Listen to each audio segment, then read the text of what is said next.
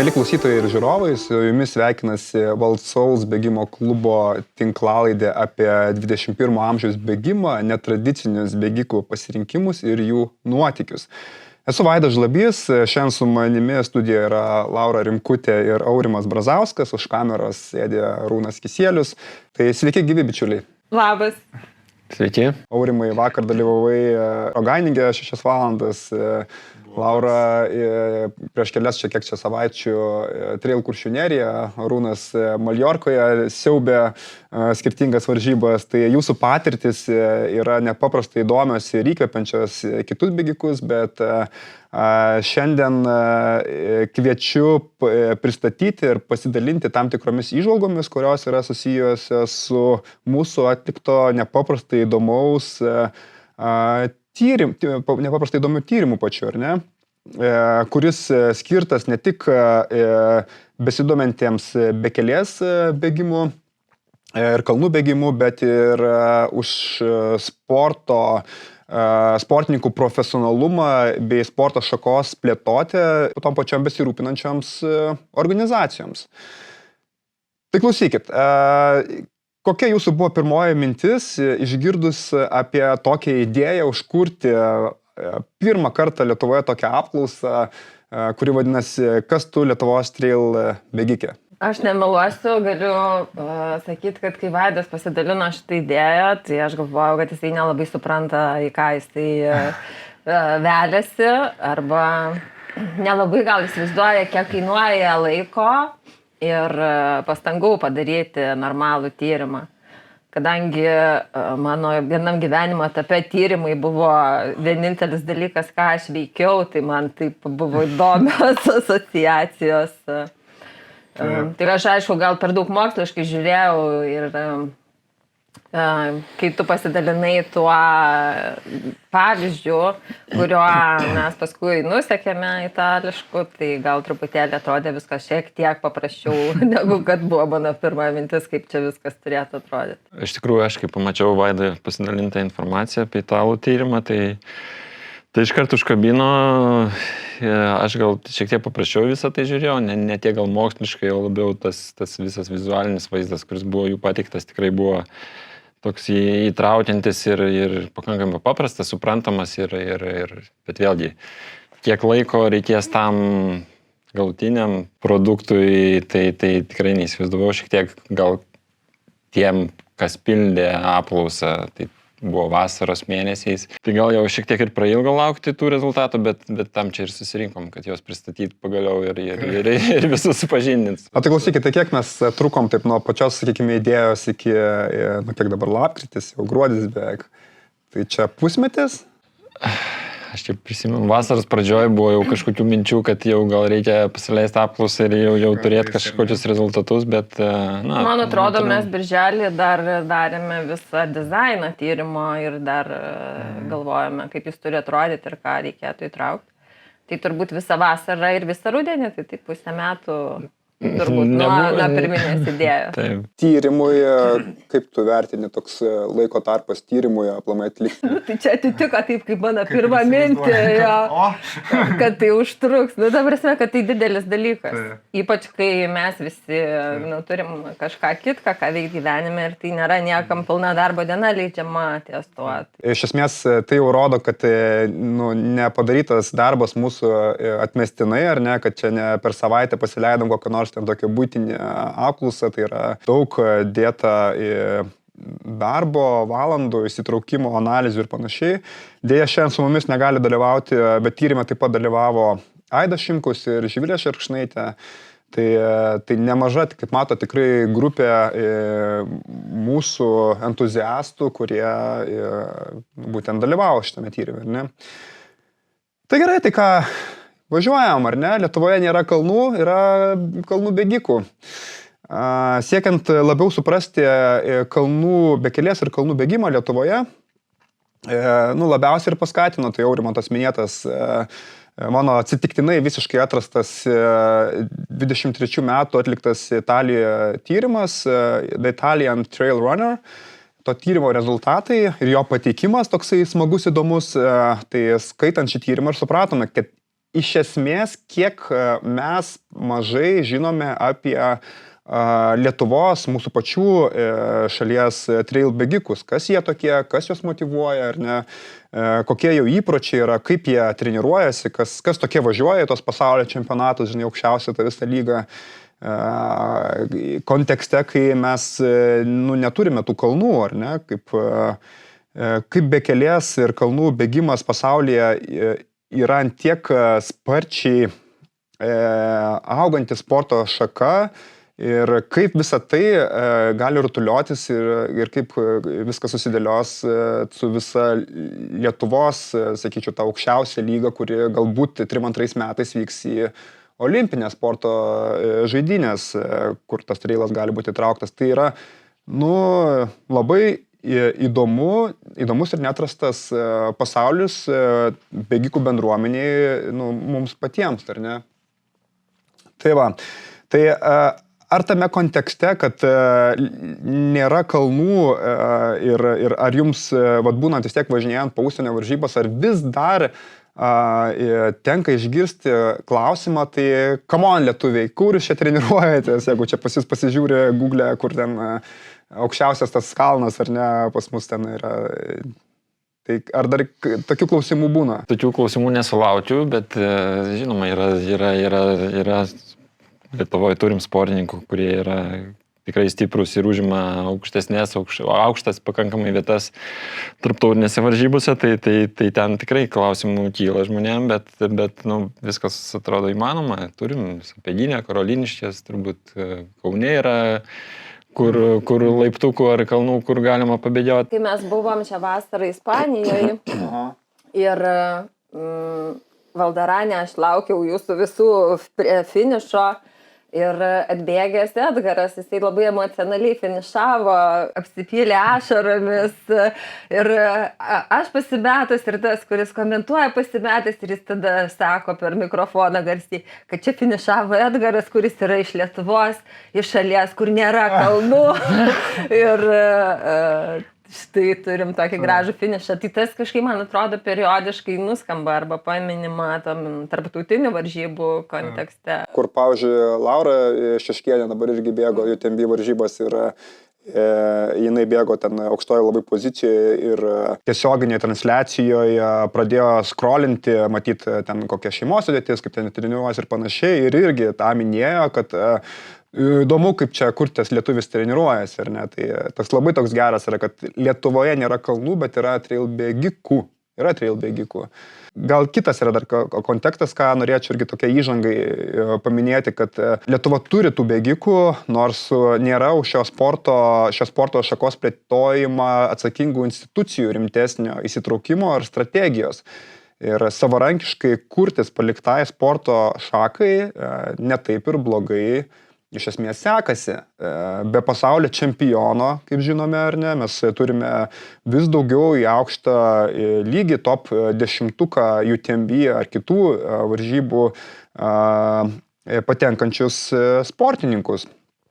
Ir matome lietuvių vis didėjantį įsitraukimą į būtent šią sporto šaką. Dar toks nukrypimas, kad šią savaitę teko dalyvauti viename pranešime, kuriame į Nacionalinės sporto agentūros kompetencijų centro vadovė profesorė Vilma Čingienė minėjo apie duomenų trūkumą. Tokio kaip paketo pas mus sportininkų yra milžiniškas duomenų trūkumas ir čia net nešnekant apie vien tik profesionalus, bet ir mėgėjus. Ir tai, kad tie sportininkai yra labai silpnai traukiami į federacijų ir tų valdybos, valdančiųjų visų priėmimo, kur tos strateginius priiminėja sprendimus veiklas.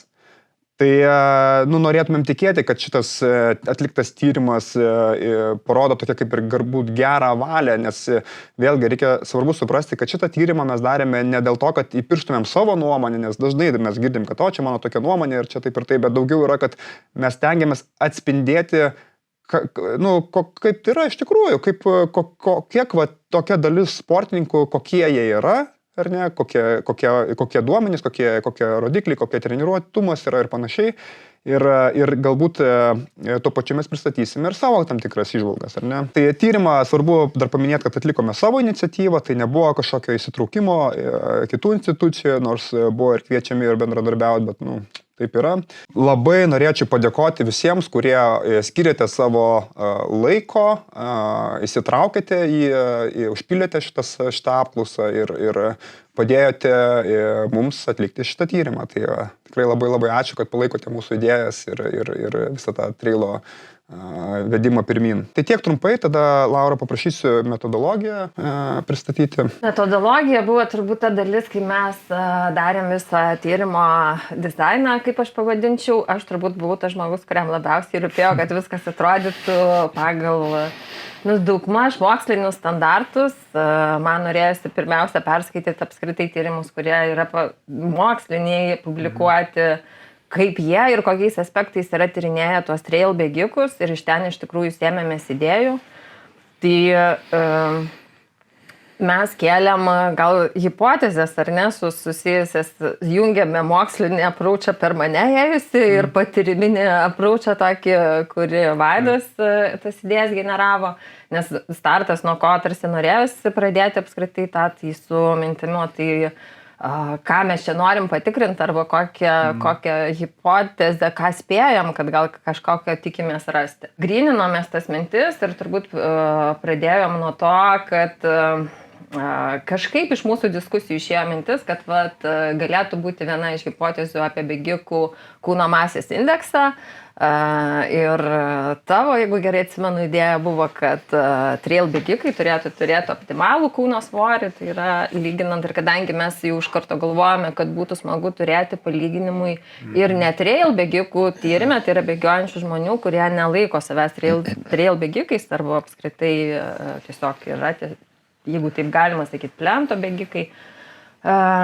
Tai mes manėm, kad jie turėtų būti kūdesni su mažesniu kūno masės indeksu ir iš tikrųjų po to analizuojant duomenis ir darant palyginimus, kuriuos beje, kalbant apie tai, mes čia viską bandėm labai statistiniais metodais, nebandėm iš tikrųjų taip ir ėmėmės ir analizavom, tai jau skirtumai, apie kuriuos kalbam, jie yra tikri skirtumai, neatsitiktinai atsiradę iš to, kas sudalyvavo apklausojo pagal mokslinius kriterijus statistinius rodo tendencijas. Tai tų skirtumų su kūno svoriu mes neradom. Iš tikrųjų didžioji dauguma turi optimalų apskritai kūno svorį tiek trail, tiek ne trail bėgikai. Taip atrodo, kad trail tokie bėgikai yra sunkia svoriai, žaidėjai, apsikrovę ten visko, žinai, nešasi, tai gal iš to tokių ateina, bet kaip įdomu, ar ne? Jo, ir įdomu, kitas buvo mintis, kur mes pagaliau radom, ką patvirtino patogus tyrimas, tai mes irgi galvodami apie tai, kas čia dar būtų įdomu pažiūrėti, tai kalbėjom, kad trail bėgimas dar iš tos požiūrio pusės arba kaip jis atrodo aplinkoje, kad jis daugumai atrodo sunkesnis negu netrail bėgimas ir šitą jau matydami statistiką mes šitą kaip ir gavom patvirtinimo to, nes didžiai daliai žmonių žiūriu į procentus, 65% dalyvavusių apklausoje iš tikrųjų taip ir vertino, kad jiem atrodo, kad trail bėgimas yra sunkesnis negu netrail bėgimas. Ir tada kitos dvi hipotezės jau keliavo iš mano mokslinių apžvalgų ir atradimų. Aš radau vieną tyrimą, kuriame sakė, kad trail bėgikai turi priklausomybę nuo fizinio krūvio ir buvo įdomu tikrinti, kaip čia yra su mūsiškiais. Tai iš tikrųjų aš buvau visai nustebusi, nes mes neradom čia kažkokių to, ką laiko užsienio tyrėjai priklausomybę, tokia jau kaip klinikinė diagnozė, kur sakytų, kad jau reikia psichologinės pagalbos. Tai mes apskritai neradom, kad taip jau čia būtų tokių ligonių, kurie sakytų, kad man tas fizinis krūvis būtinas. Taip, kad Arba nepasisakė taip. Aukšta kartelė buvo iškelta, nes jeigu mes ėmėme tam parametrui matuoti 5-balę skalę, tai priklausomybei matuoti jau matavom, kad 4,75 turėtų būti įvertis, tai jau yra labai daug, ar ne? Tai mes po to matysim, pakalbėsim, kad yra susijusios tendencijos, nuo ko priklauso tas su kokiais veiksniais koreliuoja, bet iš esmės nėra taip, kad čia žmonės būtų jau ligoniai, kuriem reikia konsultavimo ir terapeuto pagalbos. Gal čia, žinai, toksai tas trailo bėgimas, nu, bent man asmeniškai tai toks labiau asocijuojasi su tyrinėjimu ir lygiai grečiai tuo, kad tu jau labai daug laiko praleidi gamtoje ir su tuo gal atsiranda toksai, nu nežinau, priklausomybė, kad, nu nėra, kad tu ten padarai trumpą treniruotę ir išbėgai, bet gal iš to ir priklausomybė, nu, kad taip asociacijos man taip gal kažkaip iš karto kyla. Tai bet iš kitos pusės dar galim pasakyti, turbūt, nu, bėgimas yra tam tikra terapijos forma, tai jeigu tu jau bėgi ir daug bėgi, tai galbūt ir kaip sakyt, tos priklausomybės atsiranda, gal ne visi pasisako, bet čia kažko gydyti nuo to turbūt tikrai nereikia. Reikia daryti tada kitą, kad tai rodytų, kad trailo bėgikai turi daugiau problemų ir tada eina gydytis bėgimo prasme, nu ne taip. Nu tai nerodytų, iš tikrųjų tai nerodytų, nedarykim jau čia prielaidų, nes... Jo, tada kiekvienas apėdiniai sutiktas žmogus turėtų problemų turėtų. Kad nėra čia taip nepagrysta, nieko, bet aš nuspėju, kad tie, kas bėgioja ultra distancijos, vis dėlto turi kažkokių problemų. Nu, va čia aš perėsiu prie paskutinės hipotezės, kuri, nes mūsų ketvirtoji paskutinė hipotezė, kurią mes irgi žiūrėjom, buvo susijusi, ar ultra distancijų bėgikai geriau toleruoja skausmą negu subultra, tai yra bėgantis trumpesnės nei maratono distancijas. Ir vėlgi mes neradom savo tyrime tokio skirtumo skausmo tolerancijos klausimų, kad ilgos distancijos bėgimas, kad jau jie būtų kažkaip tai labiau antžmogiai galintis pakelti bet ką, negu tie, kurie bėga trumpesnės. Taip, kad nedarykit čia savo vėl nepatikrintų spėlionių apie... Bet jeigu kalbam apie ultra ir subultra, na, turbūt sutinkam visi, kad ultra bėgikai tikrai daugiau su skausmu turi reikalų pakovoti ten, pagalvoti apie visą tai, ką tu čia veikiai. Daugiau negu kas? Negu bėgantis iki ultras, trumpesnės distancijas. Na, tyrimas to nerodo. Gerai, tai sutinku, kad tyrimas nerodo, bet patirtis... Gal čia labiau kaip patys bėgikai jaučiasi ir mes vis tiek tikėtina, kad labiau tas jau einam ultros atstovavimo ir neturim savo tokio, nežinau, kontraargumentų kažkokių tais iš tų trumpųjų distancijų, ar ne, kaip jie jaučiasi. Tai čia toks, nu vėlgi, mūsų galbūt tokia nuomonė ir, nu taip yra. Tai smagu, kad yra tyrimai, kurie pagrindžia, kaip sakant, parodo. Tai šiek tiek, kas liečia demografiją, tai mūsų apklausoje dalyvavo iš viso 208 bėgikai apklausą tiek užpildė. Spėjau, kad surinksime duomenų iki 500, tai truputį pervertinau. Ne, Laura linkėjo man sėkmės surinkti tiek duomenų. Aš buvau skeptiška, todėl kad, kaip jau turiu patirties su tyrimais ir žinau, kaip žmonės nemėgsta pildyti anketų, tai kai tu turėjai optimistinį vaizdą, kad bus 500 atsakymų, sakiau, wow, norėčiau pamatyti. Taip, bet bendram kontekste tikrai skaičiai džiugina. 143 iš jų save laiko bekelės bėgikai arba didesnėje dalį bėgimų bėgioja bekelę, todėl jų buvo duomenys ir naudojami būtent atspindėti tą specifiškumą. Kiti šiam 5 tyrimė dalyvavo bėgikai save laiko miesto, plento arba kitais bėgikais. Todėl jie buvo naudojami tie duomenys palyginimui. Dar toks buvo įdomus dalykas, kad didžioji dauguma apklausos dalyvių nurodė sportuojantis Vilniaus regione, kas jeigu imtumėm pagal reljefą ir trailo bėgimą, tai toks Vilnius iš tikrųjų labai dėkingas miestas trailo bėgimui arba ten tam augimui pačiam, negu imtumėm, nežinau, pajūrį ar ne. Tai tiesiog dėl reljefo, tai natūralu, kad ta sporto šaka labiau gimsta toj vietoje ir aktyvėja, sakykime, tų žmonių daugiau ten, kur yra tas galimybė sportuoti, ar ne, labiau. Toliau, nors bekelės bėgimas populiarėja tiek tarp vyrų ir tarp moterų, tai visgi 7 iš 10 apklausoje dalyvavusių dalyvių buvo vyrai. Ir vėlgi ta tokia socialinė lyčių lygybė, turbūt tas bėgimo stereotipai tokie, kad ten, nežinau, trailas ten gal, aš nežinau, sudėtingas yra, ten moteriams dar labiau sudėtingesnis kažkaip tais tokia, tai vis dėlto matosi ir atsiskleidžia šitoje apklausoje, mūsų klube šitos tendencijos nesimato, arba ten treniruotėse, kurias irgi socialuose bėgimuose daromuose, tai nepastebiu šitų tendencijų, daugiau mažiau po lygiai pasiskirsto, bet imant Lietuvos kontekste, tai turime problemą vis dėlto, ne tik Lietuvos mieste, o visame pasaulyje, ir tai vis dėlto reikėtų atkreipdėmėsi, kad yra susiję ne vien tik tai su galbūt sporto šakos specifiškumu, bet yra ženkliai platesnis dalykas. Ir vėlgi vienas pavyzdys yra 19 metais atlikto vieno tyrimo metu buvo nustatyta, kad vyrų paminėjimas sportininkų yra 3,3 kartai didesnis spaudoje negu moterų, ar ne? Tai jeigu vėlgi imant jau konceptualiai visą dalyką, tai vėlgi, tai čia ženklus skirtumas, ar ne? Dar apie amžių, kas liečia, tai vėlgi sportuoja, trailą bėgioja tiek jauni, tiek vyresni amžiaus. Didžioji dauguma mūsų tyrimė dalyvavusių buvo 35-39 metai amžiaus ta visa grupė.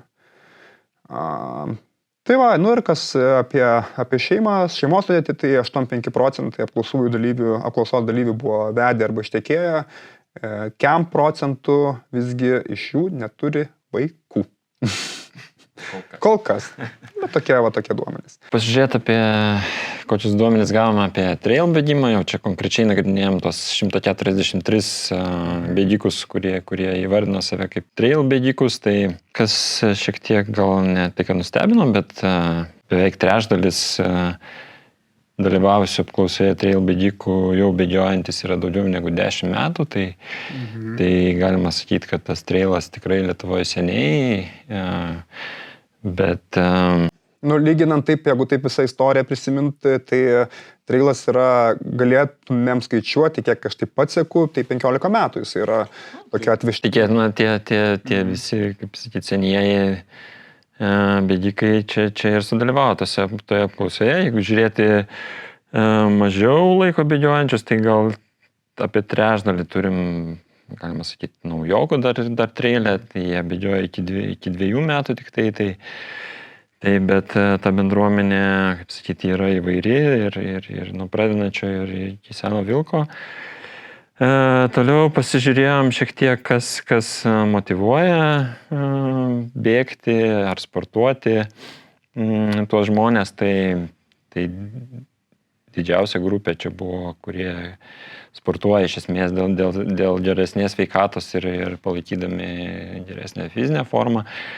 Čia lyginome atsakymus, kas labiau motyvuoja sportuoti, kas bėgti bekelę, tai čia galbūt išsiskyrė, kad bekelę bėgti labiausiai motyvuoja ne tiek fizinė forma ar sveikata, o tiek gamtos pažinimas, laisvalaikis praleidžiamas lauke. Taip pat čia didelė dalis atsakymų buvo taip pat streso mažinimas ar psichologinė gerovė. Tai žodžiu, tų kaip sakyti, motyvacijos elementų yra įvairių. Dar vieną dalyką galima paminėti, kad didesnė dalis bėga bekelę tiesiog ieškodami kažkokių tai nuotykių. Tyrinėjimas vienas iš tų elementų, iš tikrųjų, bet ką paminėjai, čia vakar įvykusios varžybos rodėjiningo, tai iš tikrųjų tas elementas ten yra pagrindinis, ieškai nuotykių, atsiduri tokiose miesto vietose, kur dar nėra tekę būti, tai tikrai. Tai aš sakyčiau, tikrai didelė dalis viso to trail bėgimo žavesio. Taip pat pasižiūrėjome, kokias distancijas yra nubėgę trail bėgikai būtent. Tai didžioji dalis, kaip sakyti, didesnė dalis, net 55% jau yra įveikę savo karjeroje, gyvenime ilgesnės nei maratono distancijas, tai ką mes vadiname ultra. Tai aišku, tai gali būti susiję ir su tuo, kad apklausoje, tikrai patyrusių bėgikų buvo virš 10 metų sportuojančių, tai tikėtina tikrai, kad nes trailas, bent jau man asmeniškai, tai vienaip ar kitaip siejasi su ultra tuo pačiu, nes trailas ir ultra, kažkaip bent jau man tai atrodo neatsiejami dalykai. Tai ką mes čia dar pamatėme, dėl traumų darėme apklausą, tai per paskutinius 5 metus apklausos dalyviai nurodė, kad bent 2 iš 3 yra turėję tam tikrų traumų, dėl kurių negalėjo sportuoti, bėgioti. Tai... Čia per metus 2 iš 3, ar ne? Per paskutinius 5 metus. Per 5. Tai, Nes turint omeny, kad trailas, šiaip iš tikrųjų ganėtinai tokia, kaip pavojinga, techniška sporto šaka, tai dar visai neblogai, sakyčiau. Ką laikysim traumą, turbūt, kaip sakyti, nuėję nagai, turbūt nėra trauma trail bėgikui. Ne, mes klausėme tenai, ar jie turėjo daryti pertrauką nuo sporto dėl traumos, bet negalėjo kurį laiką sportuoti. Kai takajene 2 kartus abiem kojom pabandai nuspirti kelmą, tai po to, kaip sakyti, gali savaitę ir iškrist, bet čia smulkios traumos, čia tokių turbūt neskaitom. Tai tyrimas vėlgi apie tuos 143 bėgikus bėgančius bekelę, tai pasižiūrėsim ir kitus aspektus. Šiaip dar toks dalykas, reikėtų nepamiršti, jeigu įmant tą pačią istoriją, kurią ten minėjau, kad 15 metų mes turime tokią, sakykime, pirmąją Lietuvoje susipažinimą. Aš taip sakau, atseku taip tokią informaciją, tai čia yra nuo pirmojo dalyvavimo lietuvių mažos grupelės aukšto lygio varžybose, lygiai ir tas toksai pradžia yra Ramonas Grinius ir Silkinas, jeigu aš neklystu, Petras, tai tokia grupelė, kuri po truputį ir vežė ir atvežė. Tai spėčiau ir kiek duomenys rodo, tai yra buvo sąstingis ir būtent COVID-as lėmė didesnį įsitraukimą ir pabėgimą į gamtą. Nuo visų šitų, žinai, dar ir gamtoj ten pasislepiant, žinai, nes nežinai, kas čia vyksta, tokia kaip ir atgimimą paties trailo. Ir dabar didelė tikimybė, kad yra vėlgi tokios tam tikros turbūt grupelės, kurie yra tie senoliai, kurie ten daug metų jau bėgioja. Ir tas jaunimas, jaunoji, sakykime, ta karta, kuri dabar kelis metus jau šoka ir vejasi tą kitą bangą ir ten patiria visą tą trailo malonumą. Tai toks atgimimas, sakyčiau, šiuo metu Lietuvoje. Jeigu kalbant dar apie COVID laikotarpį, tai iš asmenės patirties tikrai daugiau žmonių išėjo į miškus, į kažkokius tai kalnelius pavaikščioti, bet COVID laikotarpis įdomus tikrai buvo, kai, kaip dabar su šypsena prisimenu tos laikus, kai bėdės apėdiniai, matai prieki žmonės eina ir jie tiesiog suka į kitus keliukus, kad tik tai tu kaip sakyti, prie jų nepriartėtum ir nedaug dievė ten dar nusikosis ar ką nors tai ten. Kas liečia treniruotės, sekant irgi tokia tema, būtent ir viso tyrimo daryta, tai virš pusės apklausos dalyvių trail bėgikų vidutiniškai bėgioja per savaitę po 3-4 kartus, kas iš esmės rodo, taip, bėgioja kas 2 dieną, o 1 iš 3 apklausoje dalyvavusių bėgikų bėgioja daugiau 5 ir daugiau kartų. Tai vargu ar didesnė dalis iš tų 1 iš 3 apklausoje dalyvavusių bėgikų vargu ar bėgioja 2 kartus per dieną, nes tai labai ir būtų tas meistrystė, profesionališkumas, ar ne, tendencingai turime, ar ne. Tai labai didelė tikimybė, kad jie turi poilsio dieną vieną arba visai neturi. Tai nėra šiaip, turbūt gerai neturėti tų poilsio dienų ir tą rodo tyrimas, kad daugiau 5 ir daugiau kartų. Nemaža grupė vis tiek susidaro. O kiek jūs šiaip įprastai turit poilsio dienų tokių be bėgimo, nes sportas vis tiek alternatyvos, bet be bėgimo kiek turit? Čia jau kaip treneris pasakys. Tai ir būna. Taip. Paskutiniu metu 2-3 dienų, ne, 2-3. Poilsio. Įvairiai. Nuo etapo priklauso. Atsimenu tą rytą, kai kalendorių atsidarius, bandžiau suprast, kokiam čia atletiniam olimpiniam ruošiuosi jo. Bet vėlgi reikia svarbu suprasti, tai kiek treniruotės, nes šita tema man ypatingai įdomi, tai kiek tose treniruotėse, jeigu tu ten kiekvieną dieną, tarkim, ar ten 5 dienas eini, arba kas 2 dieną eini, tai kartais tas intensyvumas neatspindi tavo fizinio pasirengimo ir tu gali kiekvieną dieną bėgioti, džoginti po 30 minučių, ar ne, ir tavo galbūt pasirengimas bus toks ganėtinai vidutinis, nors tu ganėtinai taip sistemingai tą dalyką darai. Ką rodo tyrimas, tai 3-8% bėgiodami praleidžia tarp 3-5 valandų per savaitę. 3-5 valandas, kas nėra baisiai daug, iš tikrųjų, 3 valandas 5. Bet galvojant apie tai, kiek gero duoda emociniai, fiziniai sveikatai ir visam kam, ką sako kitokie tyrimai, tai čia jau yra wow, man atrodo, čia yra labai gerai, ką šitie žmonės savo daro. Dar irgi labai geras dalykas, ką tyrėme ir kas vėl įdomu, nes trailas vis tiek yra specifinė sporto šaka ir kartais tas atstumas į ilgį arba užimamos valandos neatspindi tavo pajėgumo. Tai daugumos trail bėgikų, 66% savaitinis kilometražas sviruodavo nuo 20 iki 60 km. Tai sakyčiau gana proporcingi skaičiai atsižvelgiant, kad kai renkami yra vertikalūs kilometrai, lygiai grečiai proporcingai mažėja atstumas ir kartais ten Stravoje pasižiūri, kad ten per savaitę 30 km, bet ten 4 vertikalūs pakočioti. Tai toks labai gerai šitą apklausą iš tikrųjų atspindi tokius proporcingumo, tai yra ir laikas, kiek tu sugaišti, ir atstumas, ir vertikalus. O kalbant apie vertikalius surinkimus, tai per savaitę surinktų vertikalių kilometrų pasidžiaugti gali 5%, tai 21% apklausos dalyvių, o didžioji dauguma, tai yra 73% apklausos dalyvių tenkinasi iki 1 vertikalaus kilometro. Tai stebėdamas treniruotės ir man toksai įdomus labai akcentas, nes vėlgi daromi kiti tarptautiniai tyrimai, kai tu važiuoji, pavyzdžiui, varžybas 3 vertikalių kilometrų, varžybas važiuoji, tai kiek tu lygiai greičiai tada tu renki per savo pasiruošimą, jeigu tu ruošiesi ten per savaitę surenki 500 vertikalių, o važiuoji ten kažkokie CCC bėgti, kur ten 5 vertikalus, tai tada, netitinka tavo pasiruošimas tavo treniruočių. Tai šitas skaičius man irgi be galo yra įdomus ir sakyčiau, iš savo perspektyvos prieš kelis metus dariau prielaidą, kad Lietuvoje bėgikai grubiai surenka po 500 vertikalių per savaitę. Jau paskutiniu metu, pernai ir šiais metais dariau tokią prielaidą, stebėdamas, be analizės, stebėdamas, kaip kiti bėgioja, kaip kiti klubai bėgioja, kiti sportininkai, kaip mūsų klube, kokie vidurkiai, tai yra apie 700 vertikalių metrų, tai per savaitę tai primesdavau. Svarbu suprasti, tikrai visi trail bėgikai, kurie klauso, žiūri arba domisi šitų sportų, tai supranta, kad pirmas dalykas, savaitinis rodiklis nerodo, kad tu per vieną kartą surinkai tą.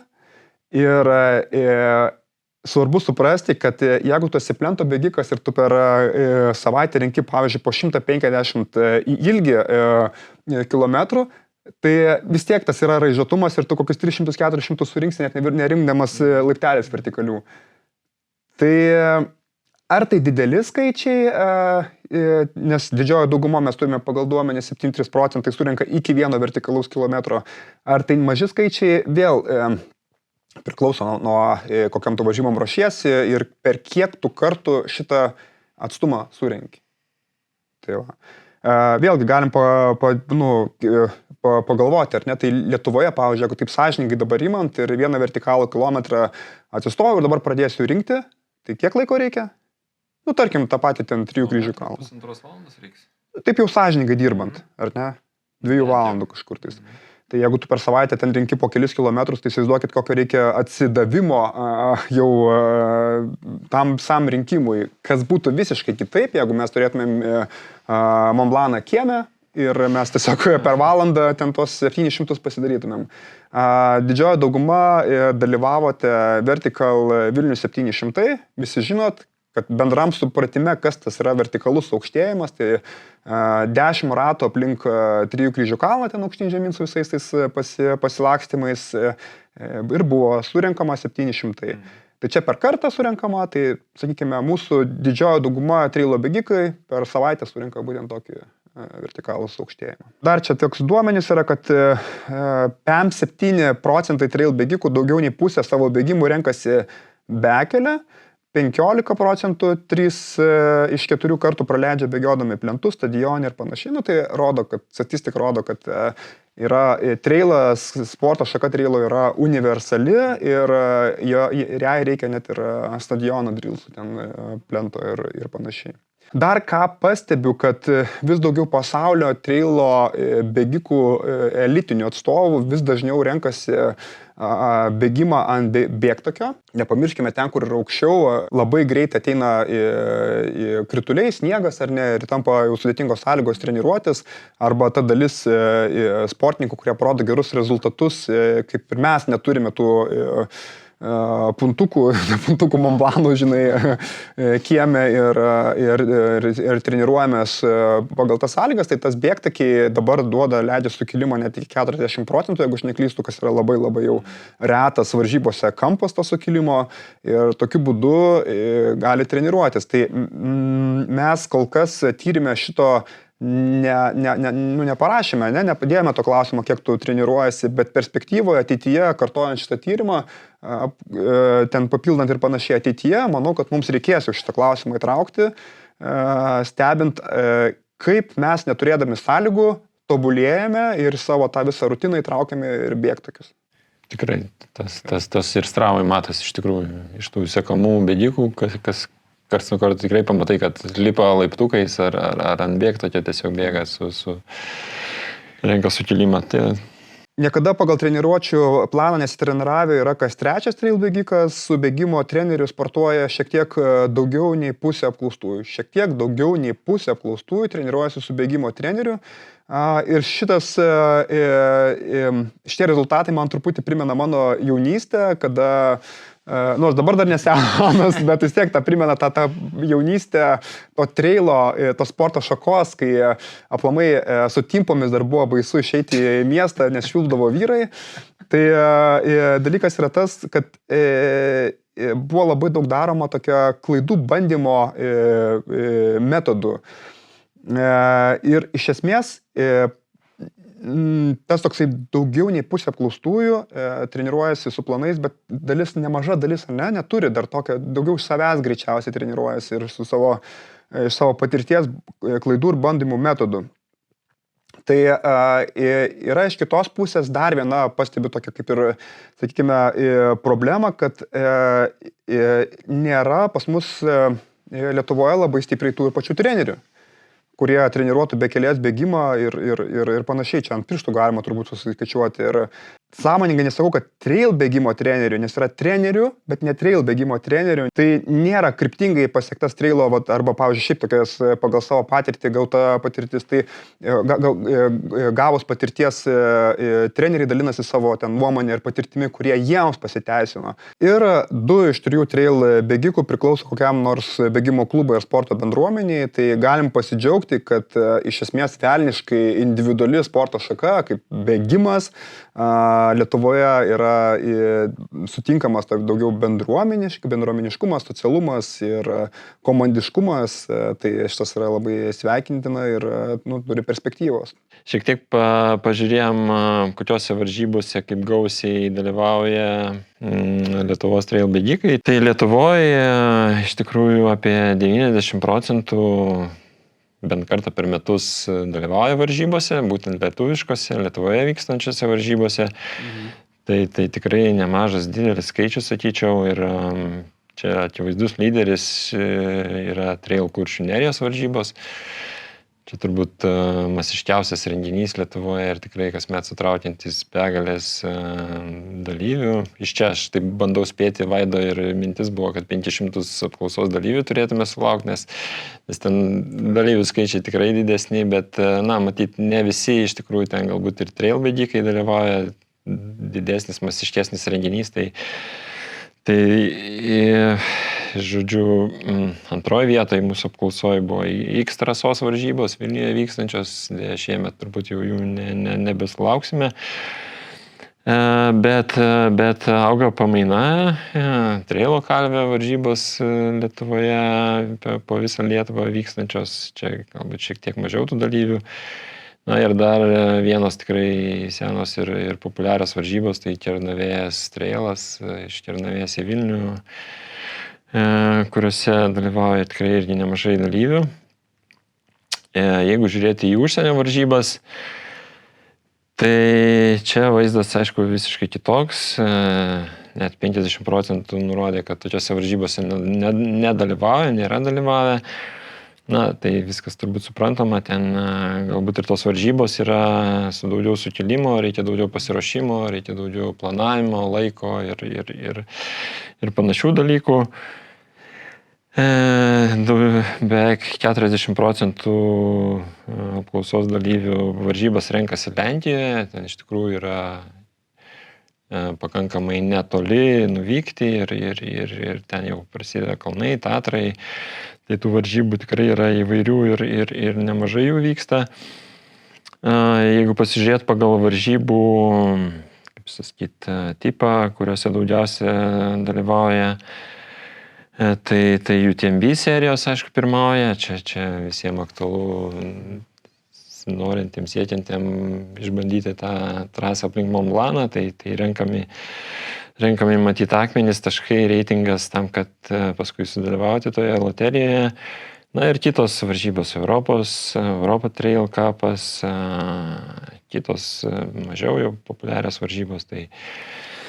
Tai tokiose varžybose dalyvauja bėgikai. Na ir dar vienas momentas, kurį norėčiau paminėti, tai klausime, kokiose vis dėlto renkatės varžybose dalyvauti, ar ultra, ar subultra, kas populiariau.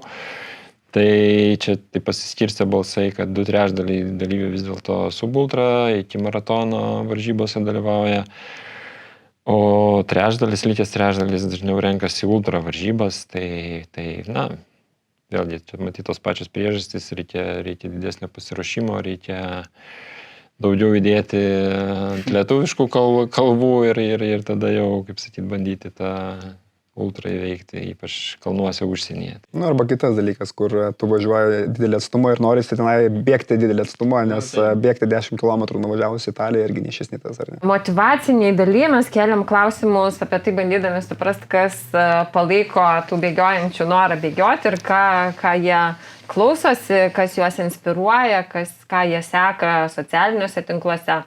Tai viena iš įdomių įžvalgų, kad trail bėgikai, 67% jų bėgimo metu nesiklauso muzikos ir renkasi klausytis gamtos garsų ir aplinkos garsų, kas yra, man atrodo, gražus skaičius, nes tokį didesnį spėjimą gal arba lūkestį, jau maniau, kad tikrai daugiau bėgioja su ausinėm arba klausosi tenai muzikos podcastų ir panašiai, bet vis tik didžioji dalis nesiklauso nieko.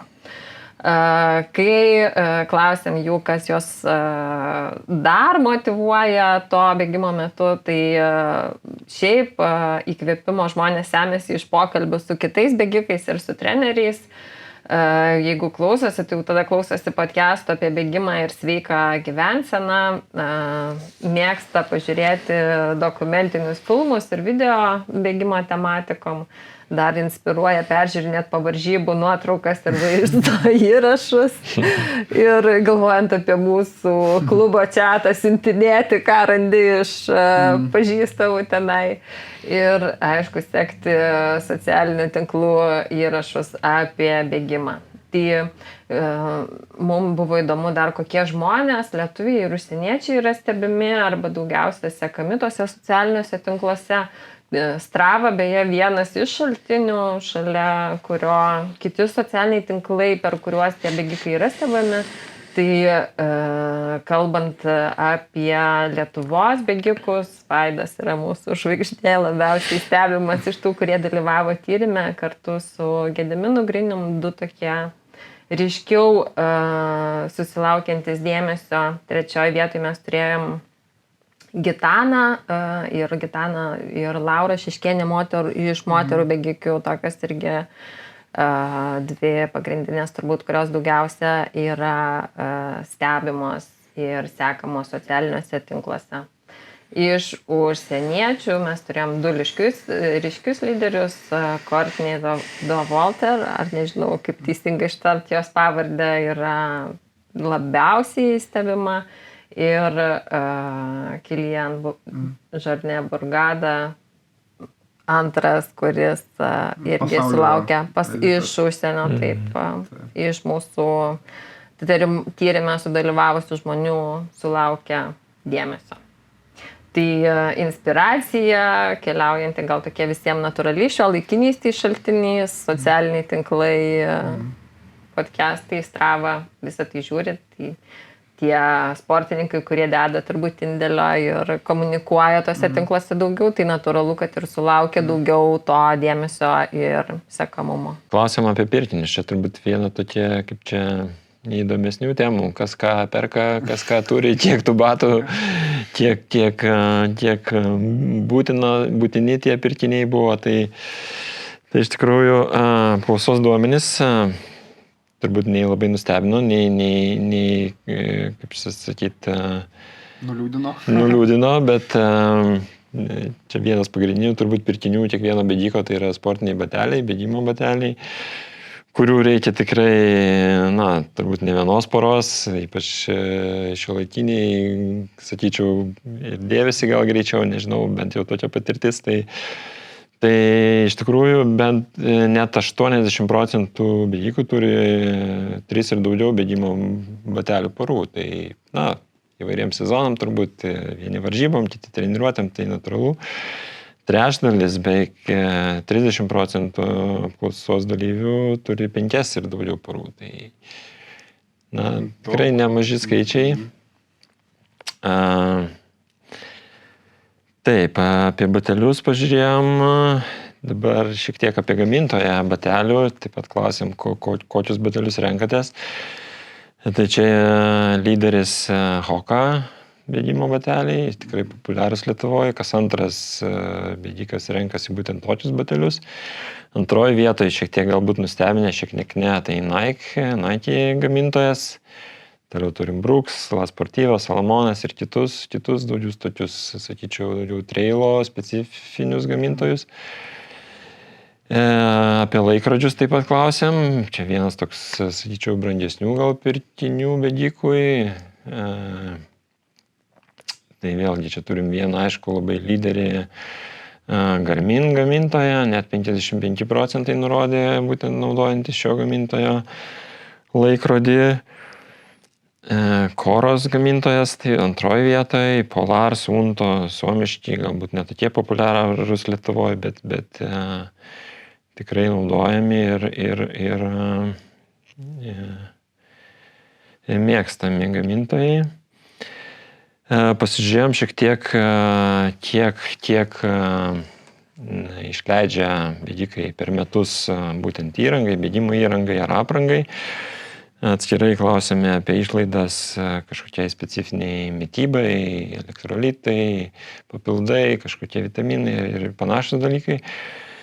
Tai šitai pasiskirstė beveik 30% apklausos dalyvių per metus išleidžia iki 250 eurų, kitas trečdalis iki 500 eurų. Spec mitybai papildams išlaidos, aišku, ženkliai mažesnės, ten išleidžiama iki 100 ar iki 250 eurų, bet viskas sudėjus į susumavus, tai realiai gauname, kad 2/3 apklausos dalyvių iki 750 eurų išleidžia per metus.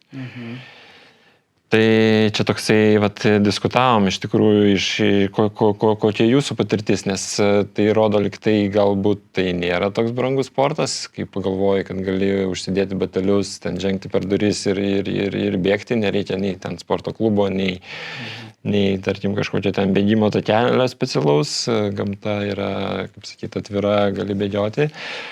Bet jeigu galvoja apie, kaip sakyti, nerį giliau į visą tai, prasideda visokios įrangos papildomos, žibintai, liemenės, dalyvavimas varžybose, registracijos mokesčiai, kai visą tai sudėjus, tai gal ir nėra toks jau tas pigus sportas. Taip, aš šiaip galvoju, kad gamintojai ranka eina su sportininkais, sportininkai irgi nemažai diktuoja tam tikrų dalykų, pavyzdžiui, batų specifiškumas labiau, pėdos visokie kitokie dalykai, ar ne, eina lengvumas, kas lengvumas visada eina į inovatyvumą ir daikto kažkokio pagaminimo ir to pačiu atsiranda ir brangumas, tai aš daryčiau prielaidą, kad šitas sportas vis brangės.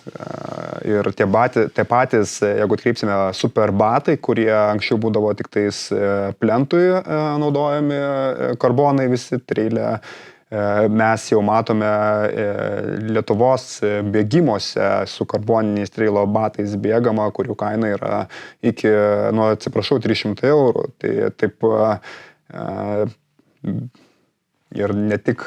Man tai atrodo, čia priklauso nuo žmogaus, kuris vartoja, o ne tai, kad manau, kad bus tokių, kurie net tiek rūpės naujausios technologijos ir naujausi batai, ir bus tokių, kuriem rūpės ir pagal mūsų pinigų leidimo įpračius apskritai. Čia lems labiau negu tai, kad gamintojai mums padiktuos, o asmenybė. Čia dar vienas aspektas, kurį palėtė, tai klausime, ar paskutinis jūsų pirkinys buvo būtinas ir ar tikrai jums jo reikėjo. Tai net pusė apklausos dalyvių atsakė, kad taip, tai buvo būtinybė ir tikrai to pirkinio reikėjo, tai gal nėra tokie išlaidus tie bėgikai ir kaip sakyti, išėjus naujausiam modeliui. Pusė, ja.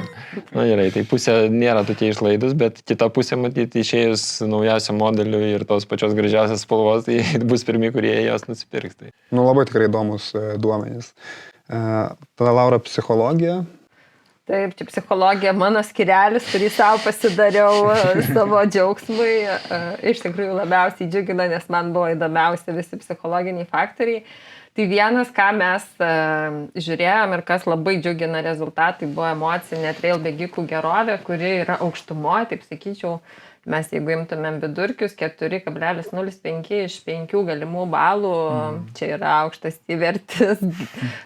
Ir ką mes turėdami dar šito tyrimo duomenys, ką galėjom padaryti, tai galėjom paieškoti koreliacijų su kokiais veiksniais jinai yra susijusi, su kokiais kitais aspektais bėgimo.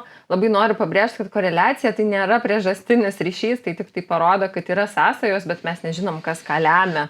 Ar emocinė gerovė lemia tai, pavyzdžiui, kad tie žmonės, kurie turi ją aukštesnę, dažniau dalyvauja varžybose, ar tie, kurie dažniau dalyvauja varžybose, šitai pasikelia ir turi aukštesnę emocinę gerovę, tai čia mes šito negalim atsakyti, bet akivaizdu, kad tie, kurie dažniau dalyvauja varžybose, kurie turi treniruočių planus, kurie treniruojasi su treneriu, kurie išleidžia daugiau pajamų savo pinigų bėgimo įrangai, bėgimo mitybai ir kurie turi didesnės pajamas, apskritai turbūt čia nekeista, tai šitie mūsų tyrimieji, jie pasižymėjo ir didesnę emocinę gerovę. Kas buvo neigiamas ryšys, tai tie, kurie, aišku, turėjo didesnį traumų skaičių, jų emocinė gerovė mažėja nuo to ir kurie žymėjo didesnis KMI, mažina emocinę gerovę, tai kurie žymėjo, kad turi viršsvorį, jų emocinė gerovė yra mažesnė. Okay. Šiaip kitas veiksnys, kurį mes ėmėme irgi savo tyrimui, buvo psichologinis atsparumas. Tai tokie artimi parametrai, bet ne visai tas pats psichologinis atsparumas labiau matuoja gal tokį mūsų gebėjimą atsitiesti po streso gyvenimo, kažkokių nesėkmių, įvykių ir grįžti į tą savo, tarkim, įprastą, savo būdingą būseną. Tai psichologinis atsparumas čia koreliavo su irgi įvairiausiais dalykais. Įdomu, kad buvo ne tik tai dabar jau čia varžybos, bet šiuo atveju bekelės, būtent specifiškai varžybų skaičius turėjo sąsają su bėgikų psichologiniu atsparumu, tuomet per savaitę nubėgami kilometrai, kiek kartų per savaitę bėga, kiek valandų bėga, kiek ilgiausią distanciją turėjo įveikę. Ir tuomet šiek tiek mažesnės įtakos veiksniai buvo treniruotė su treneriu, treniruočių planas, surenkamas suaukštėjimas, išlaidos bėgimo mitybai ir išlaidos bėgimo įrangai. Tai jeigu ten turėjom daugiau tokius su pinigai susijusius dalykus, tai čia labai jau psichologiniam atsparume iškeliauja į priekį su bėgimo kiekiu, netgi sakyčiau, ir kiek valandų, ir kiek kilometrų, kiek kartų bėgai ir kiek sudalyvavai varžybose. Tai ir tada jau dar kita dalis, kiek tu ten gali to leisti tų pinigų, ką jau mes matėm ir prie emocinės gerovės. Tai čia panašu, kad fizinis aktyvumas arba kuo daugiau bėgioja, jis iš tikrųjų ir kelia ir didina tą atsparumą, plus aišku emocinis veiksnys lieka aktyvus. Kita skalė, kurią mes turėjom, buvo pakylėta bėgiukų nuotaika. Aš ją labai norėjau tyrinėti, nes pati jaučiuosi nuolat išgyvenanti kažkokius tai emocinius pakilimus ir man buvo labai įdomu, kiek tų pakylėtos nuotaikos įverčių turi kiti trail bėgikai. Tai mes gavom skalės vidurkį iš 5 galimų balų, 3,86 buvo tas, ką turėjome vidutiniškai, tai kaip ir visai patiriama, netiek jau tenai, gal netiek aukštai, kiek aš būčiau tikėjusis, bet pakylėta bėgiukų nuotaika patiria žmonės. Ir 2 pagrindiniai veiksniai susiję su jie, tai buvo kiek per savaitę nubėga kilometrų ir kiek išleidžia pinigų bėgimo įrangai. Čia reiškia, kuo daugiau išleidžia, tuo laimingesnė tam. Taip, tuo labiau bėgdami euforiją kažkokią, tai va prisiperkit tų po 300 eurų batelių karboninių ir va su nubėgamais kilometrais daugiau smegenis paleidžia hormonų. Šiaip iš visos tos skalės mes turėjom ten subskalės, tai euforijos subskalė buvo ta, kur didžiausia, tai bet su ta euforija trail bėgikai ten ir prasilakstantis. Jeigu sutinki bėgiką su plačia šypsena, tai reiškia darbą nauji batai. Ir dar kiek kilometrų nubėgo, gali paklausti prie tavo. Kuriam kilometrą dar paklausim. Jo. Ir remdamėsi tyrimais irgi išanalizuotais tais kitais, mes dar įtraukėm skausmo toleranciją ir priklausomybę nuo fizinio krūvio į savo tyrimą. Tai skausmo tolerancija turi koreliacijas arba sąsajus su tuo, kiek traumų ir aš bėgikai patyrė, tai jau natūralu turbūt nekeista, kad daugiau traumuoti didesnė skausmo tolerancija. Kuo daugiau bekelės varžybose dalyvauja ir čia susiję su tuo dar savanoriavimas varžybose atsiranda, tai jau kai susitraumuoja, eina savanoriauti, gerai toleruoja skausmą šitie žmonės ir kiek išleidžia jie bėgimo mitybai, būtent tai ta skausmo tolerancija irgi su kažkodėl būtent bėgimo mitybos veiksniais išlindo. O priklausomybė nuo fizinio krūvio, kaip aš jau sakiau, mes jos tokios kaip klinikinės diagnozės neradom. Jinai iš tikrųjų vidurkis yra tik tai 2,62 balai iš 5 galimų. Tai man atrodo tikrai ne per aukšti įverčiai kaip tokie. Bet kuo žmonės per savaitę daugiau nubėga kilometrų, kuo daugiau kartų per savaitę bėga, kuo daugiau bekelės varžybose dalyvauja, kuo daugiau valandų bėga, tai natūralu, kad jie visi kaip ir koreliuoja šitie veiksniai su ta priklausomybė. Ir vėl išlenda dar tos išlaidos bėgimo įrangai, dar ir tų mėgsta išleisti jo. Taip. Tai va tokie psichologiniai aspektai, kurie kaip ir kai kurie nustebino, kai kurie nenustebino, gal norisi pasidžiaugti arba dėti akcentą, kad bėgioti apsimoka dėl emocinės gerovės ir savo psichologinio atsparumo. Mes bandėm dar paieškoti skirtumų, kuo skiriasi trail bėgikas nuo flat bėgiko, nes kaip ir labai džiaugiamės, kad tyrime sudalyvavo ir tie, kurie tikrai nelaiko savęs jokiais trail bėgikais ir mes galėjome palyginti arba žiūrėti, tai ar turim kažkokį išskirtinumą ir kažkuo skiriasi tas trail bėgikas nuo to, ką galėtumėm sakyti yra kitos rūšies bėgikai. Tai apibendrinant, galėtumėm sakyti, kad tų skirtumų yra gerokai mažiau negu kad gal manėm ar jo, ir kad galvojam. Iš tikrųjų daugiau panašus negu kažko galim išskirti. Skirtumai tokie yra visiškai maži. Pavyzdžiui, imant demografinius duomenis, kad truputėlį daugiau vaikų turi trail bėgikai negu netrail bėgikai. Neturiu paaiškinimo, arba čia, kai turi per daug vaikų į mišką, jau norisi. Šviesi trail ateitis mūsų laukia. Arba jo galima žiūrėti ir taip. Bet imant kitus parametrus, tai iš tikrųjų nesiskiria nei to, kiek jie bėgioja, nei kiek ilgai bėgioja, nei kiek jie ten vidutiniškai tų kilometrų bėga. Kas gal nekeista, aišku, kad vertikalius metrus žinoma, kad daugiau renka trail bėgikai ir bėgimo lasdas dažniau naudoja, kas irgi kaip ir visiškai logiška išvada. Nu ir iš varžybų sektoriaus mes turėjom tos statistiniai reikšmingus skirtumus, kurie irgi gal nieko keisto nesako, kad trail bėgikai dažniau renkasi trail varžybas, o kiti renkasi plento varžybas dažniau negu trailininkai. Tai tokie kaip ir visiškai paprasti logiški tie skirtumai. Psichologiniai parametrai kaip ir niekuo tarp jų ypatingai neįsiskiria. Tai reiškia, jeigu nori būti atsparus ir jeigu nori emocinę gerovę turėti gerą, tai ne tiek jau svarbu, ko tu ten bėgiosi. Tiesiog, come on, dėkui. Tada trumpai apie atstovavimą Lietuvai, apie Lietuvos komandą. Tai smagu, kad šią apklausą užpildė 13 nacionalinės rinktinės atstovų. Tai šie duomenys atrodo kaip ir nedideli, bet iš kitos pusės jie pakankamai svarbus, nes atkreipkime dėmesį, didžioji dauguma metai iš metų važiuoja tie patys žmonės į bekelės Europos ir pasaulio trailo čempionatus.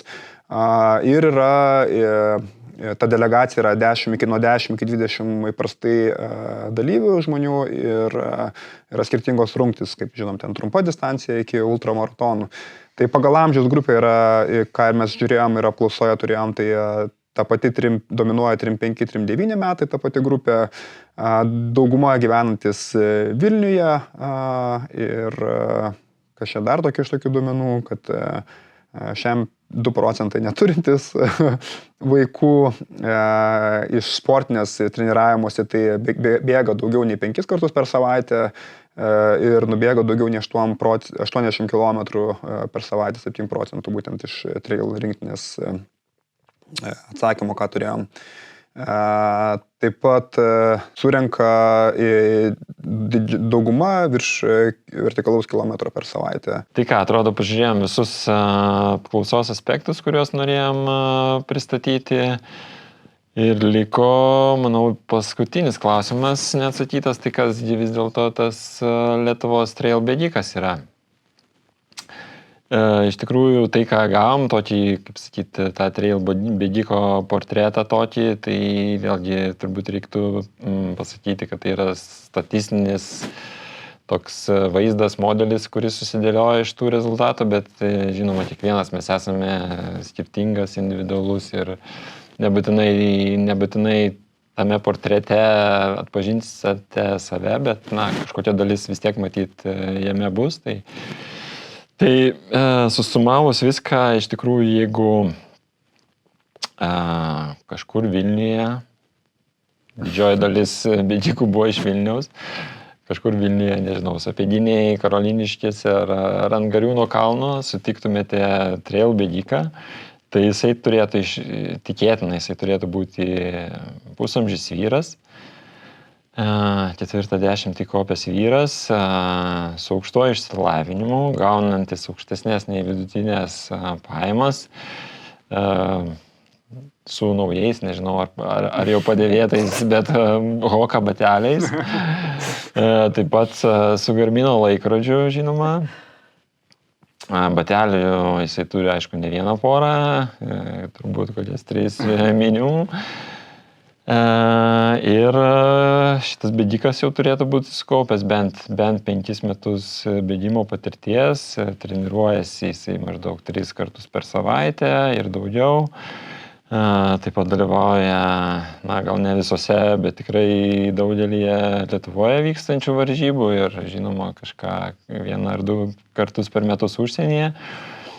Ir toks bėgikas iš tikrųjų yra pakankamai motyvuotas, priklauso kažkokiai tikėtina bėgimo bendruomeniai, bendrauja su kitais trail bėgikais, klausosi įvairių podcastų, seka savo mėgiamus bėgikus ir iš tikrųjų, kaip čia Laura minėjo, patylios nuotaikos turėtų jisai būti. Nesvarbu, kad tai jau, kaip sakyti, antras, gal ne antras. Skamba kaip dating site kažkoks aprašymas jau, kur... Tai iš tikrųjų turėtų būti malonu su juo prasibėgti. Taip, ypač į kokį Gariūnų kalną, 10 kalną, 10 kalną. Tikėtina, kad būtų visai smagus. Toks tas portretas, čia aišku paminėjom vyrus, bet tai lygiai taip pat tai gali būti moteris, na tiesiog vyrų buvo daugiau šitoje apklausoje, tai visos, visi rezultatai vat, viename portrete. Tai žiauriai, fainai tokį bendrą vaizdą matyti, kuris tikrai yra kaip ir pozityvaus, malonaus žmogaus ar ne, sportuojančio, mūsų bendruomenė, sakykime, to pačiu kultūros visos ir panašiai. Ir tai turbūt pabaigiant visą šitą mūsų tyrimą, turbūt pabaigsiu tą nebaisiai pozityvę linkme. Nebuvo baisiai pozityvus ir kam bus įdomu, galėsit susirasti būtent italų tyrimo, tai irgi buvo pabaiga netokia baisiai pozityvi, bet tikiu, kad atkreipiant dėmesį į tam tikrus aspektus, tikėtina, kad mes matysim geresnį, vis gerėjantį trailo, tą visą, ne veltui tas tyrimas yra daromas ir panašiai. Tai pabaigos žodis būtų toksai, kad po truputį didėjantis įtraukimas į bekelės bėgimą ir užimamos aukštos vietos varžybose rodo ne sporto šakos klestėjimo Lietuvoje, o augančias pačių žmonių ambicijas. Tai patys žmonės augina sportininkai ir skiria savo rezultatą ir energiją būtent asmeninio rezultato siekimui. Tas tikrai jaučiasi tiek mūsų klube bendruomeniai, tiek matosi ir kiti, kaip siekia to rezultato. Sporto šaka sportas iš savęs ir nemažai diktuoja, kad varžybos varžaisi ar ne. Ir kaip bebūtų keista, bekelės bėgimo perspektyvos Lietuvoje, mano manimu, yra kol kas miglotos. O su tokiu pasauliniu įsitraukimu ir pasaulinio būmu, sakykime, to viso trailo ir populiarėjimo visų, mūsų vis didėjantis atsilikimas yra visgi neišvengiamas.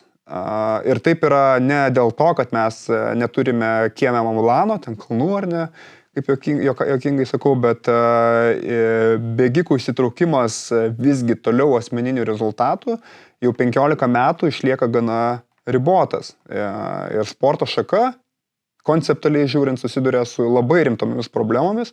Tai pamatinės ir vertybėmis grįstos bekelės bėgimo kultūros nebuvimu, jaunosios kartos neįtraukimu ir švietimo stoka, sporto šakos trenerių stygiumi, aukšto meistriškumo sportininkų kelimo programos, vizijos, finansavimo nebuvimu, žiniasklaidos ypatingai menkų domėjimosi ir sporto šakos investiciniams partneriams ir rėmėjams tiesiog tokiu nepatrauklumu. Atkreipkime dėmesį, kad 22 metais Tarptautinės bekelės bėgimo asociacijos ITRA pradėtas 10 metų sistemingų žingsnių ėjimas kelionėmis siekiant sklandaus bekelės bėgimo įtraukimo į 32 metų olimpinės žaidynės galėtų įkvėpti pokyčiams ne tik mūsų sportininkus, bet ir tam tikras institucijas, ar ne, Lietuvos. Vėlgi, labai svarbus yra dalykas. Lietuvoje trailą kuria bendruomenė. Nėra institucinio palaikymo, vizijos, finansavimo, švietimo, trenerių kėlimo programos. Mes nieko neturime. Mes nereikia kaip čia verkti, kad mes neturime. Mes galbūt ir neturėsime su tokiu požiūriu, arba kol federacijai bus tokia valdyba ir panašiai.